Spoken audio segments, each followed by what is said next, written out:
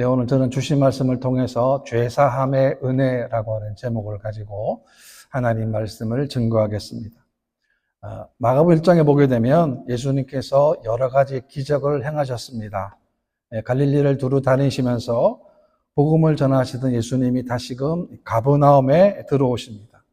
그때 많은 사람들이 예수님이 가버나움에 계신 것을 알고 예수님께로 몰려왔습니다. 물론 그들이 예수님을 찾아간 이유도 그들이 자신의 문제, 또 질병이나 아니면 예수님의 어떤 기적이나 이적을 보기를 원해서 그들이 가버나움에 함께 모였을 것입니다. 그런 걸 본문에 보게 되면 예수님은 중풍병자의 병을 고치시기 전에 그에게 죄사함을 먼저 선포하셨습니다. 왜 오늘 저와 여러분들에게 이와 같이 죄사함, 죄를 사함받는 것이 왜 중요합니까? 그것은 죄사함의 이 놀라운 이 복음이 기독교의 가장 핵심이 되기 때문에 그렇습니다. 우리가 예수를 믿는 이유가 왜 예수를 믿습니까? 그것은 우리가 구원받기 때문에 그렇습니다. 이것이 가장 근본적이고 가장 근원적인 이유인 것입니다. 에베소 1장 말씀 보게 되면 우리는 그리스도 안에서 그의 은혜의 풍성함을 따라 그의 피로 말미암아 속량 곧 죄사함을 받았느니라 라고 성경은 말씀합니다. 인간의 구원의 문제는 죄의 문제와 연결이 됩니다. 죄로 인해서 하나님의 진노를 받게 되고 그 진노가 우리에게는 저주와 죽음과 심판으로 다가오게 된 것입니다. 그래서 우리가 죄사함을 받았기 때문에 다시금 하나님과 화목하게 되었습니다. 죄사함은 죄를 사하는 것으로 끝나지 않습니다. 다시금 양자로 우리가 하나님의 아들로 우리를 삼아 주시는 것입니다. 그런데 죄 문제가 해결되지 않으면 절대로 하나님의 아들이 될 수가 없는 것입니다. 이 말은 곧 예수님을 믿지 않으면 죄사함을 받지 못한다는 뜻입니다. 그래서 죄의 문제가 해결되지 않았기 때문에 그에게는 영원한 심판이 있다는 것입니다. 우리가 영원한 심판을 얘기할 때에 우리가 이 땅을 떠나게 되면 죽게 되면 하나님의 심판인 지옥을 말하기도 하지만 물론 그것도 하나님의 심판이지만 이 땅에서 심판을 받게 된다는 것입니다. 어떤 심판이냐면 무슨 일을 해도 어떤 일을 해도 하나님이 간섭하지 않는 거예요. 구덩이에 넘어져도 실패도 잘못을 해도 잘못 저질러도 하나님이 간섭하지 않는 것, 그것이 바로 하나님의 심판입니다. 그런데 하나님의 자녀는 다릅니다. 하나님의 자녀가 예배를 떠나고 말씀의 자리를 떠나게 되면 하나님은 그냥 내버려 두지 않습니다. 하나님은 어떻게 하십니까? 우리가 얻어 터지는 거예요. 왜냐하면 우리가 바로 하나님의 자녀이기 때문에 그렇습니다. 오늘 본문에 보게 되면 중풍병자 고침의 사건이 나오는데 저는 이 본문 통해서 몇 가지로 교훈을 얻고자 합니다. 그 첫 번째는 모인 사람들에게 복음을 전하는 예수님의 모습입니다. 1절 말씀 보게 되면 수일 후에 예수께서 다시 가버나움에 들어가니 집에 계시다는 소문이 들린지라 많은 사람이 모여서 문 앞까지도 들어설 자리가 없게 되었는데 예수께서 그들에게 도를 말씀하시더니라고 했습니다. 예수님께서 가버나움에 계신다는 소문을 듣고 수많은 사람들이 몰렸습니다. 얼마나 몰렸냐면 문 앞에까지 사람들이 들어설 자리가 없을 정도로 빽빽하게 많은 사람들이 모여 있다는 것입니다. 그런데 예수님 그때 뭘 하십니까? 그들에게 예수님의 복음을 전하십니다. 마가복음 1장에 보게 되면 이르시되 때가 찼고 하나님의 나라가 가까이 왔으니 회개하고 복음을 믿으라 하시더라라고 예수님은 말씀하셨습니다. 하나님 나라 가까웠다고 했습니다. 그래서 회개하고 복음을 믿으라라고 예수님은 말씀하셨습니다. 하나님 나라가 가깝다라고 하는 것은 우리가 구원받을 때가 가깝다는 것입니다. 그래서 우리가 하나님의 나라에 들어가려면 회개하고 그리고 복음을 믿어야 하는 것입니다. 이 말은 뭘 말합니까? 하나님의 나라는 우리가 회개하고 복음을 믿을 때에만 임하게 되는 것입니다. 복음은 좋은 소식입니다. 복음은 예수 그리스도를 통하여 이루어진 구원의 복된 말씀이고 복된 소식이라고 하는 것입니다. 우리가 세상 가운데 살면서 한 주간 동안 살아왔는데 우리가 많은 말들을 듣습니다. 그런데 정말 중요한 것은 무엇입니까? 그것이 바로 복음, 복된 소식이어야 하는 것입니다. 이 말을 다시 말하면 우리의 신앙의 기초는 하나님의 말씀이어야 한다는 것입니다. 여러분, 우리의 신앙의 기초는 결코 이적이나 기사가 아닙니다. 하나님의 거룩한 말씀이어야 합니다. 흔히 은사라는 이름으로 보게 되면 넘어뜨리는 것도 있습니다. 누워서 웃게 만드는 거 있습니다. 또 계속 말이 되지만 신사도 운동까지 이런 일들은 눈에 보이는 표적을 통해서 통한 것입니다. 그런데 이런 신앙을 따라가면 위험합니다. 성도는 언제나 하나님의 말씀을 따라갑니다. 여러분, 기사와 이적은 하나님의 말씀을 효과적으로 전하기 위한 부수적인 것에 불과할 뿐인 것입니다. 그래서 우리는 날마다 성경을 읽어야 합니다. 사도행 10장에 보게 되면 베레아에 있는 사람들은 데살로니가에 있는 사람들보다 더 너그러워서 간절한 마음으로 말씀을 받고 이것이 그러한가 하여 날마다 성경을 상고함으로라고 했습니다. 여러분, 베레아 교회 성도들은, 교인들은 뭘 했습니까? 그들에게는 말씀에 대한 간절함이 있었다는 거예요. 마치 시냇물을 찾는 사슴처럼 그런 갈급함으로 하나님 말씀을 사모하고 또 사모했다는 것입니다. 여러분, 사모했다 끝이 아닙니다. 그들은 사모했을 뿐만이 아니라 뭘 했냐면 날마다 하나님 말씀을 상고했다는 거예요. 목사니까 말씀 많이 읽어라. 물론 목사이니까 하지만 우리가 말씀을 읽게 되면 말씀 힘이 있습니다. 말씀은 능력이에요. 말씀은 권능이에요. 말씀은 빛입니다. 말씀은 은혜가 되는 거예요. 그래서 우리가 날마다 매일매일마다 말씀을 읽어야 될 이유가 바로 여기에 있는 것입니다. 뿐만 아닙니다. 우리는 말씀을 통해서 우리의 삶을 정확하게 진단을 받아야 합니다.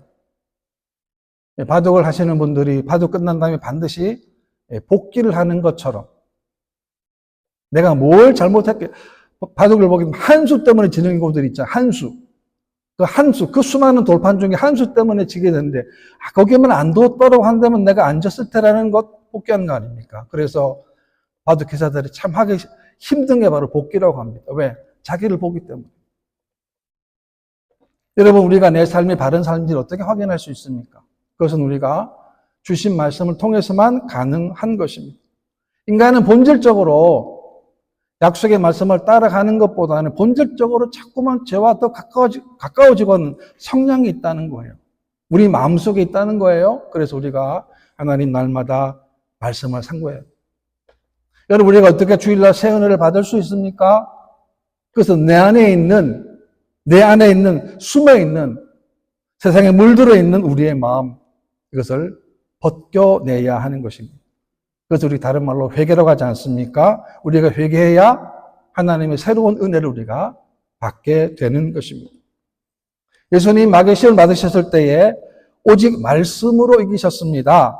다른 방법이 없습니다. 다른 방법 사용하지 않으셨습니다. 왜냐하면 진리는 언제나 승리하기 때문에 그렇습니다. 우리가 한 주간 살아갑니다. 한 주간 하루하루 살아가지 않습니까? 우리가 매일매일마다 주신 말씀 기억하고 주신 말씀 상고하고 그 말씀 통해서 이 말씀이 정말 하나님 말씀인가를 내가 확인하는 그 순간순간이 어떻게 되느냐? 바로 믿음의 진보가 이루어지는 것입니다. 사도행 20장을 보게 되면 사도 바울이 밀레도에서 에베소의 장로들을 청합니다. 그리고 그들에게 과거에 바울의 사역을 회고하는데요. 이렇게 회고합니다. 유익한 것은 무엇이든지 공중 앞에서나 각 집에서나 거리낌이 없이 여러분에게 전하여 가르치고 라고 했습니다. 하나님 말씀 진리는 사람이 많은 공중 앞에서나 혼자 있으나 어디에 있으나 거리낌이 없이 그들에게 하나님 말씀을 전했다는 거예요. 비록 그 말씀이 부담이 될 수 있습니다. 혹시 그 사람이 그 말을 들으면 싫다 할지라도 바울은 그들에게 하나님의 복음을 전했다는 것입니다. 왜요? 그것이 바로 그의 사명이었고 복음의 진수였기 때문에 그렇습니다. 그 다음에 두 번째는 중풍병자를 예수님께로 인도한 사람들입니다. 3절 말씀 보게 되면 사람들이 한 중풍병자를 네 사람에게 메워가지고 예수께로 올세라고 했습니다. 중풍병은 어떤 병입니까? 몸을 제대로 움직일 수 없는 병입니다. 이 중풍병은 내 힘으로 할 수 없고 다른 사람을 의지해야만 하는 질병 중에 하나인 것입니다. 우리 인생을 살다 보면 누구나 내 힘으로 아무것도 할 수 없을 때가 찾아오게 된다는 거예요. 바로 그러한 때를 말하는 겁니다. 4절인데요. 무리들 때문에 예수께 데려갈 수 없으므로 그 계신 곳에 지붕을 뜯어 구멍을 내고 중풍병자가 누운 상을 달아내리니 라고 했습니다. 사람들이 중풍병자가 예수님께 가기만 하면 그도 고침받을 수 있을 것이다 해서 네 사람에게 메워 예수님 갔습니다. 이게 쉬운 거 절대 아닙니다. 우리가 한 사람 메고 하는 것도 어려운데 이 한 사람을 네 사람이 지금 가는 거예요. 얼마나 힘든 일이었겠습니까? 그런데 그들은 기꺼이 그런 수고를 함께 한 거예요. 그런데 문제가 발생합니다. 어떤 문제냐면 사람들이 너무 많기 때문에 더 이상 예수님께 가지를 못하는 거예요. 접근이 불가능한 상황입니다. 이것을 보게 되면 네 사람은 지금까지 중병자를 메고 온 것 자체만 해도 사실 큰 일을 한 거예요. 그렇지 않습니까? 만 여기서 우리 아이들을 메고 가까운데 여기 쇼핑몰에 간다고 해보십시오. 얼마나 힘들겠습니까? 그런 일을 한 거예요. 그런데 그들은 그 순간에 놀라운 결정을 합니다. 어떤 결정입니까? 예수님 계신 곳에 지붕을 뜯어가지고 구멍을 내고 중병자를 누운 상을 내리는 거예요. 그러니까 그 장애물 앞에서, 위기 앞에서 네 사람의 마음이 하나가 된 거예요. 네 사람의 마음이 그 순간에 하나가 된 거예요. 그들은 불가능한 상황임에도 불구하고 최선의 방법을 모색해서 결실을 얻게 된 겁니다. 얼마나 간절했으면, 얼마나 절박했으면 지붕을 뚫고 내리겠습니까? 여러분, 그런 절박함이 그 병자의 병을 치유할 뿐만 아니라 그 영혼도 구원을 받게 된 것입니다. 그들의 믿음은 정말 대단한 믿음이었습니다. 어떻게 하든지 주님을 만나겠다는 그런 각오, 결단으로 그들은 지붕을 뜯었다라고 하는 것입니다. 오늘 우리가 예수님 때문에 구원받았다라고 한다면 적어도 이런 열심은 있어야 되지 않겠습니까? 우리가 믿는다면, 만약 천국과 지옥을 믿는다고 한다면 우리가 내 의가 아닙니다. 내 공로가 아니잖아요. 우리 공로가 어디 있습니까? 구원받는데 아무것도 없는데 예수님이 십자가에서 우리 모든 죄를 대신 지시고 돌아가셔서 그 핏값을 우리가 구원받았다고 정말 믿는다고 한다면 우리는 이런 정도의 믿음과 열심을 가져야 합니다. 로마 12장 말씀에도 보게 되면 부지런하여 게으르지 말고 열심을 품고 주를 섬기라. 왜 신앙의 병이 들까요? 왜 재미가 없습니까? 왜 답답합니까? 예수를 믿는데 왜 답답합니까? 이런 열정이 사라졌기 때문에 그렇습니다. 이 병자가 집으로 간 다음에 어떻게 되었겠습니까? 우리가 성경에 나오진 않지만 적어도 이 네 사람은 그 지붕에 뜯은 거에 대해서 대가를 분명히 지불했을 것입니다. 복부해 주었을 것입니다. 아마 많은 병이 들었겠지요. 우리가 예수 믿는 것, 한 영혼을 구원하는 것, 우리가 사명 감당하는 것은 뭘 의미합니까? 반드시 대가를 지불해야 한다는 것을 말씀하는 거예요. 여러분, 내가 수고를 해야, 내가 열심을 내어야 내가 땀을 흘린 만큼 열매가 있는 것이고 땀을 흘린 만큼 소산을 얻게 되는 것입니다. 그러니까 믿음이 있다고 하면서도 믿음에 따른 행동이 없다면 그 믿음은 어떤 믿음입니까? 야고보서 말씀처럼 참된 믿음이 될 수 없는 것입니다. 오늘 네 사람은 내 문제가 아니었습니다. 한 사람 다른 사람 문제였는데 그것이 마치 내 문제인 것처럼 지붕을 뜯었다라고 하는 것입니다. 이것이 바로 구원받은 하나님의 자녀들이 오늘 우리가 가져야 될 믿음의 태도라고 하는 것입니다. 요한의 4장 말씀 보게 되면 우리가 이 계명을 주께 받았으니 하나님을 사랑하는 자는 또한 그 형제를 사랑할지니라 라고 했습니다. 하나님을 사랑한다는 게 무슨 말입니까? 그것은 곧 형제를 사랑하는 것입니다. 그 다음에 세 번째는 죄사함을 선포하시는 예수님이십니다. 예수님은 중풍병자의 걸 고치시기 전에 먼저 그에게 죄사함을 선포하십니다. 5절인데요. 예수께서 그들의 믿음을 보시고 중풍병자에게 이르시되 작은 자야 내 죄사함을 받았느니라 하시니라고 했습니다. 예수님은 그들의 믿음을 보셨다는 거예요. 예수님은 그들의 행동을 통하여 그들의 믿음을 보신 거예요. 하나님은 우리 행동을 다 보십니다. 우리가 하는 행동이 어디에 기반되어 있는지, 믿음 위에 기반되어 있는지, 내 감정에 기반되어 있는지를 하나님은 행동을 달아보신다라고 하는 것입니다. 주님 말씀하십니다. 내 죄사함을 받았느니라 라고 말씀하신 거예요. 사실 네 사람은 이 중병자의 육신의 질병을 치료받기 위해서 예수님 갔는데 예수님은 중병을 치유하기 전에 먼저 그의 죄를 사해 주신 거예요. 그래서 그의 영혼이 구원받게 된 겁니다. 우리가 믿음으로 강구해야 될 이유가 바로 여기에 있는 것입니다. 그것은 그 하나님은 우리가 구하는 것에 더 넘치도록 채워주시기 때문에 그렇습니다. 빌립보 4장 말씀 보게 되면 나의 하나님이 그리스도 예수 안에서 영광 가운데 그 풍성한 대로 너희 모든 쓸 것을 채우시리라 라고 말씀합니다. 하나님은 우리가 부족한 부분을 다 아신다는 거예요. 그 부분을 하나님이 어떻게 합니까? 채워주신다는 거예요.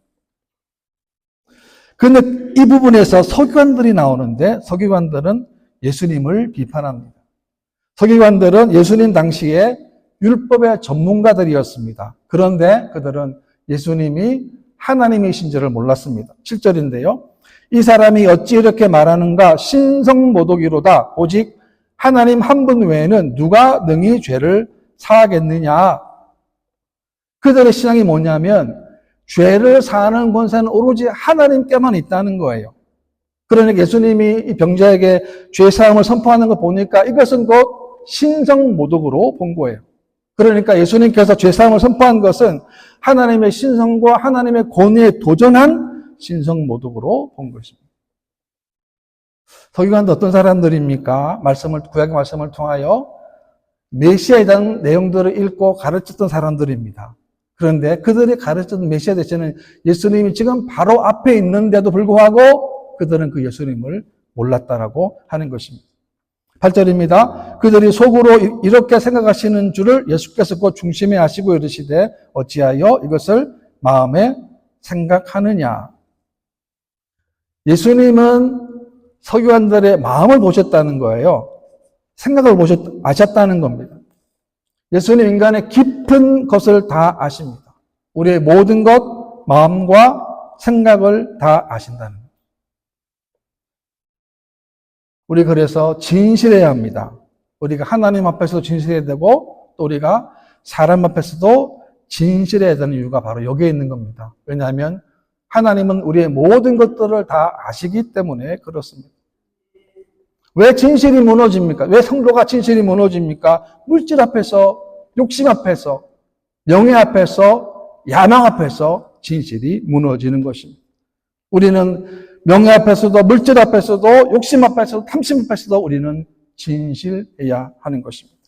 9절입니다. 중풍병자에게 내 죄사함을 받았느니라 하는 말과 일어나 내 상을 가지고 걸어가라 하는 말 중에서 어느 것이 쉽겠느냐? 여러분, 어느 것이 더 쉽습니까? 중풍병자를 살리는 것이 쉽습니까? 죄사함을 받았느니라 하는 말이 더 쉽습니까? 예수님의 질문은, 이렇게 질문하신 것은 중풍병자를 치유하심으로 예수님 자신이 신적 능력을 가지신 분인과 또 예수님이 죄사함의 권세를 가지신 분임을 나타내고자 한 의도의 질문인 겁니다. 사실은 죄사함이 더 쉽잖아요. 표가 안 나기 때문에. 중풍병자는 못 고치면 바로 드러나는 거 아닙니까? 10절입니다. 그러나 인자가 땅에서 죄를 사하는 권세가 있는 줄을 너희로 알게 하려 하노라 하시고 중풍병자에게 말씀하시되라고 했습니다. 여러분, 서기관들은 죄를 용서받지 못하면 정의 고침받지 못한다는 생각 가진 사람들인데 이 병자가 고침받았어요. 이게 뭘 말합니까? 그 병자의 죄가 용서받았다는 것을 의미하는 건 아니겠습니까? 예수님이 그 인자라는 표현을 썼는데요. 인자라고 하는 것은 예수님이 하늘에서 내려오신 분, 즉 성육신 안에서 인간이지만 예수님께는 여전히 하나님의 속성과 하나님의 권세를 가진 신적 존재임을 나타내는 단어가 인자라는 단어예요. 요한복음 5장 말씀 보게 되면 아버지께서 아무도 심판하지 아니하시고 심판을 다 아들에게 맡기셨으니라고 했습니다. 심판을 맡겼다는 거예요. 그러니까 예수님은 죄를 용서하는 것도 맡기신 거예요. 그렇습니다. 예수님은 사람의 질병 문제만 해결하는 분이 아니라 인간의 죄를 사해 주시는 그 분임을 말씀하고 있는 것입니다. 11절입니다. 내가 내게 이르노니 일어나 내 상을 가지고 집으로 가라 하시니. 예수님 말씀하십니다. 일어나라는 거예요. 내 상을 가지고 그리고 집으로 가라고 말씀하십니다. 예수님은 그 환자에게 완전한 치유를 선포하십니다. 12절인데요. 그가 일어나 곧 상을 가지고 모든 사람 앞에서 나가거늘 그들이 다 놀라 하나님께 영광을 돌리며 이르되 우리가 이런 일을 도무지 보지 못하였다 하더라라고 했습니다. 중풍병자가 예수님 만나고 말씀에 순종하여 침상을 들고 집으로 가게 됩니다. 이것은 곧 예수님의 권능과 예수님의 능력과 권세를 보여주신 것입니다. 이제는 새로운 생명을 가지고 다시금 집으로 돌아갈 수 있게 된 것입니다. 그 주위 사람들이 다 놀랐습니다. 놀랐다 끝이 아닙니다. 그리고 그들은 모두가 다 하나님께 영광을 돌렸습니다. 오늘 우리가 우리의 문제, 당면의 문제가 이런 결과가 되어야 하는 것입니다. 그러려면 그 관건이 뭡니까? 믿음이라고 하는 관건입니다. 우리가 어떤 믿음으로 주님 나가는가 그만큼 중요하다는 것입니다. 왜냐하면 우리가 믿음을 가지고 가는 길에도 장애물들이 얼마든지 있기 때문에 그렇습니다. 그 장애물을 뛰어넘을 수 있는 믿음의 소유자가 되어야 하는 것입니다. 여러분, 우리가 예수 믿는 것 장애물이 저절로 사라지지 않습니다. 여전히 한 겹, 두 겹 장애물들이 계속 있는 거예요. 어떻게 이기겠습니까? 믿음으로 나아가는 거예요. 어떻게 해요? 약속의 말씀 붙들고 믿음으로 매일매일 전진하는 겁니다. 그렇다면 오늘 우리가 여러분들이 어떻게 중풍병자를 예수님께로 데려갈 수 있겠습니까? 그것은 우리가 함께 중보 기도하는 것입니다. 내 옆에 없지만 우리는 한국에 계신 분들 부모님이나 가족이 있는 거 또 이게 여기 밴쿠버에 사시는 우리의 가족이나 친족들을 위해서도 우리가 이 내년에 그런 심정과 마음으로 하나님께 중보 기도해야 하는 거예요. 왜? 하나님은 우리 마음을 다 보시고 아시기 때문에 그렇습니다. 우리가 가정을 위해서, 우리의 자녀를 위해서, 우리의 교회를 위해서, 국가를 위해서, 또 우리의 앞날을 위해서 우리가 기도해야 될 이유가 바로 여기에 있는 것입니다. 그래서 하나님 우리가 어떤 문제를 만나도 어떤 위기를 만나도 그 순간에 여러분 하나님을 기억하십시오. 하나님을 생각하십시오. 그리고 하나님께 부르질 수 있는 그런 저 여러분 되시기를 주님의 이름으로 축원합니다.